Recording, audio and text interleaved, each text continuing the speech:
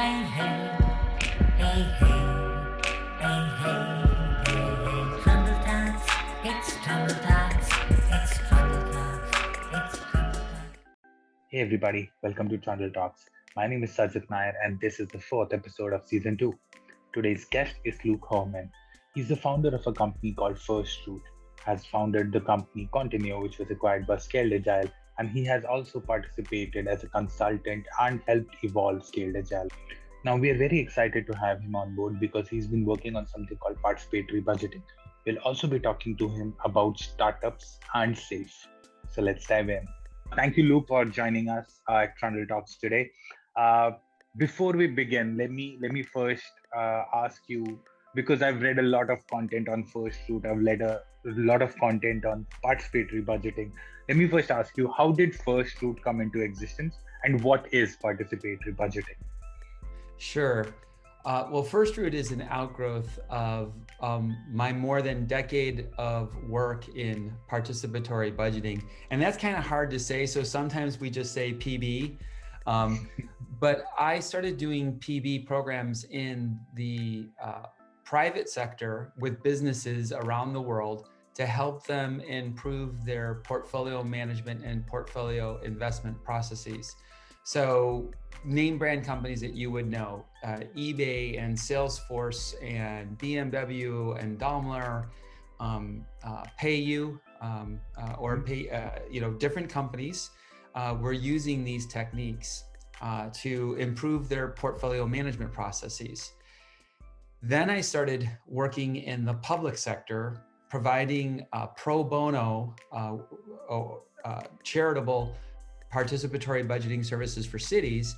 And then as an outgrowth of that, I started doing it in schools. And that's when I could see how incredibly powerful, how much impact we could make when we were working with children and children were in control of money. I continued to build out my company Conteneo. It was acquired by Scaled Agile. Scaled Agile in turn integrated participatory budgeting into the Scaled Agile framework and SAFe lean portfolio management. And when those integration tasks were complete, it was a reasonable time for me to start FirstRoot, which is completely focused on participatory budgeting solutions for our children. Now that lens gives us the opportunity to teach financial literacy and to teach civic and democratic engagement. So it's been a wonderful journey. And our past doesn't define us, but it can create a foundation for the future. And I feel that the work that I've done for more than a decade in participatory budgeting has given me the foundation that I need and that we need to build a scalable platform for children. Mm-hmm. Perfect. And it's great that you mentioned, the work that has now evolved into Scaled Agile. How was the experience of working with as a consultant, as a contributor to the Scaled Agile framework, which is now, such a big part of the shift in the work culture that we are seeing in the workforce, and with working with Agile Alliance as well. Yeah, so I've been blessed to work with all of the major groups in the Agile movement. I helped form the first Agile conference way back in 2003. I've served on the board of the Agile Alliance. In partnership with the Scrum Alliance, I ran the Collaboration at Scale webinar series, which was the world's largest and longest running webinar series devoted to collaboration within 10 or more Scrum teams in 2 or more locations. But the relationship with Scaled Agile, and most specifically with Dean Luffingwell, is really remarkable. I flew out to Boulder, Colorado in early 2018 to meet with Dean Luffingwell. My son was on a college tour. He wanted to visit some schools in that area. And I said, look, my son wants to go rock climbing. While he's rock climbing, he's a rock climber. Could I meet with you? And Dean was gracious. He invested almost a full day with me. He listened carefully to everything I was talking about. And he's like, yeah, this is pretty interesting. And we started our relationship as a consulting. When I was just consulting with the framework team. Then it made sense for Dean to acquire Conteneo, and Dean is an extremely successful serial entrepreneur. I believe Scaled Agile is his 5th company, and they've all been successful. And so when Dean suggested that by combining forces, we could do greater good, it was super easy. We had been working together. So then I joined the company, my team joined the company. Most of my team is still there. And SAFe Collaborate is continuing to evolve and expand in capabilities. But quite specifically, working with Dean Luffingwell was just fantastic. And the rest of the members of the Scaled Agile framework team. Most people don't know this, or at least it's not well known, but it's not Dean sitting in a room writing the framework. It's actually anything but. Dean is very customer centric. So he has regular strategic advisory meetings with our most important customers. There's a community of trainers, the SPCTs. They regularly meet with SPCTs who are brilliant in and of themselves. They provide feedback that help evolve the framework. And I'll simply say that I think one of the most important things about SAFe is that it has evolved and continues to evolve to meet the needs and the structure of the Agile community as the Agile community has evolved. So it's been fantastic. Now, going back to your first question, I want to give a little overview.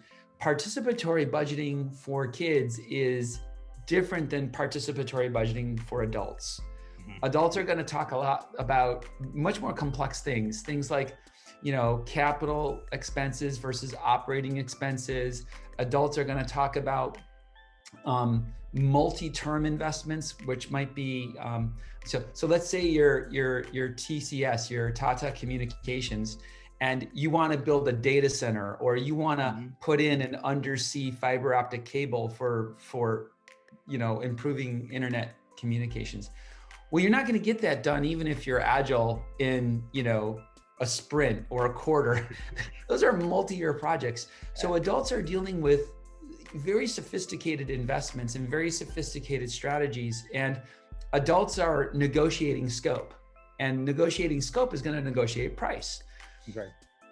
Children are going to get lost if we expect them to have the same degree of complexity. So participatory budgeting in schools has the same structure. We're bringing people together to talk about an investment, but we've removed a lot of the complexity that you need for adults. So for example, when kids are voting on a project, it's a yes or a no, as opposed to an adjustment in scope discussion.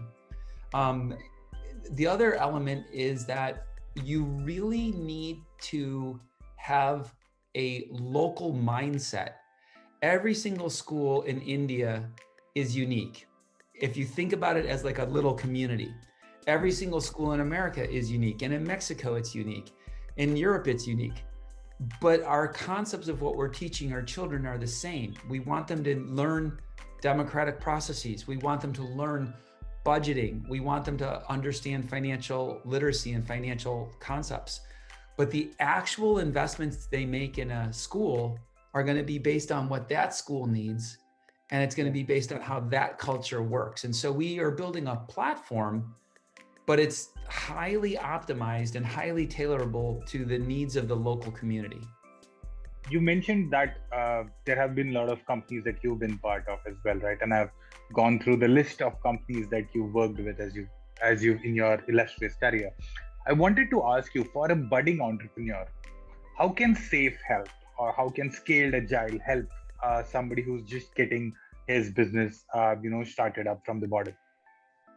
Yeah, that's actually kind of a very special topic for me, because most people think that because SAFe is used by the largest organizations in the world, it can only be used by the largest organizations in the world, and that's not true.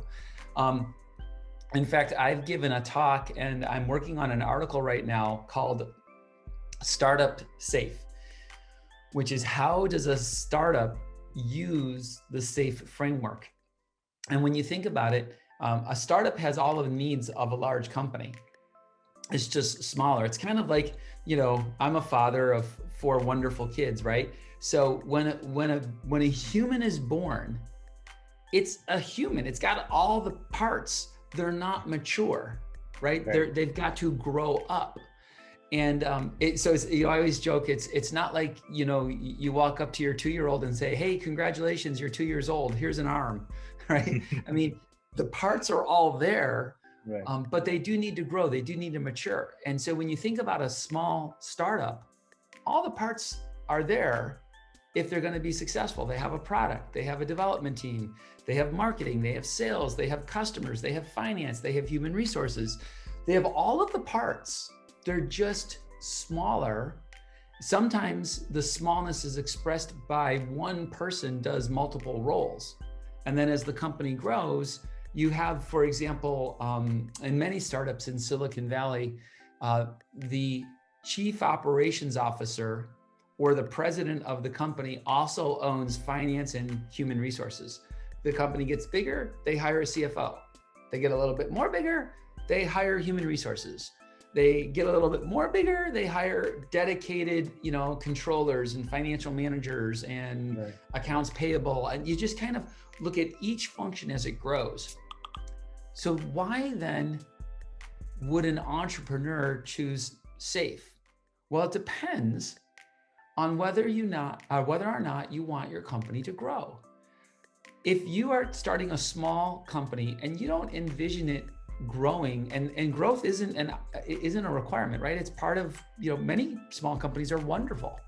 Well, then you don't need SAFe, right? You could use, Right. Scrum or Kanban or something. But if you really do want to grow your business, if you have a vision for a bigger entity, my advocacy is, why not start with SAFe? Because SAFe gives you the path to growth. Most methods in the Agile community do not have a path to growth. They don't have a completeness. For example, no other Agile method has portfolio decision-making, but a startup needs to make investments. How you choose to make those investments is really critical. And so that's why I'm an advocate of Startup SAFe. It's for startups that want to grow. Right. And Luke, you mentioned vision, how important vision is if you as an organization want to grow. You think that is not marketed enough? Because I have met or have spoken to entrepreneurs who say the exact same thing that you mentioned, that we're not big enough to follow or do SAFe. Do you think there is some kind of gap in between what the framework actually wants the teams to do and what is being communicated or practiced? Yeah, I do. To be honest, I think you're correct. I think that there is a market misperception about Scaled Agile. And that's why I'm writing this article. I don't know when it's going to be published. I'm working really hard. My friend Harry Kahneman is on the framework team, and he's been helping me write this article. But my hope is that by publishing an article and a case study about how FirstRoot is using SAFe to bring participatory budgeting to children around the world, other entrepreneurs will see what they could do with SAFe. And I just think it's mostly a lack of knowledge about SAFe that prevents entrepreneurs from using it to start and scale their businesses. Sure. How do you think the pandemic has impacted the way teams are collaborating in Scaled Agile? So now understand, there had always been the aspect of multiple teams working across geographies on these kind of tools. There were platforms that were available always. How do you think the shift has happened in terms of when the pandemic has come, and how do you see that leaving an impact now that things are getting back to normal work culture? Yeah, I think that the pandemic had a pretty significant impact on pre-pandemic SAFe practices. So before the pandemic, one of the most important events in SAFe is what is known as PI planning, where we bring people together, We get them clear on what the status of the development is. We establish the vision, then we work together to get to the next program increment. And I've participated in in-person pre-pandemic PI planning events. In fact, what's really fun about Scaled Agile is Scaled Agile uses SAFe internally. So and you can see case studies about both the pre and post-pandemic PI planning. That in-person event obviously was significantly impacted by the pandemic. You couldn't bring people together anymore. We now have better tools. I think the pandemic accelerated a lot of development efforts. I know, for example, the SAFe Collaborate team made many enhancements in very, faster. They were working really hard to create more capabilities that would be appropriate for the pandemic. So I think it's in the natural structure of agile organizations is to be in person, and the pandemic has really hurt that. For my team right now, I have a distributed team. I've got people in India, I've got people in Mexico, I've got people in the US. So you still have, even pre or post pandemic, you're always going to have distributed teams. I've been managing distributed teams since 2000 when I was the head of engineering and product management for an Israeli security firm. And I had developers in Israel and Germany and Portland and the Bay Area, and you have to find a way to bring people together. I think what remains is the unsolved problem, which is something you manage. It's not something you solve, is time zones. I'm early in the morning, you're late in the evening where you are. Yeah. And it's okay, right? You've had your evening tea. I've had my morning coffee. we were talking about that before the recording. But, in another 6 hours, you're probably going to be in bed and I'm going to be in the middle of my day. We still need to create environments where people can be fully human with their families, with their coworkers, with their time zones. And the pandemic, pre or post, doesn't change that. I think that we have to continue to pay attention to time zones and cultures and be inclusive of the distributed teams that we have. So I think some of the pandemic put some pressure on that, but it didn't change certain things. Those are all the questions that we had, and I think we're just about on the time. Thank you so much, Luke, for joining us today on this conversation. Thank you so much for having me.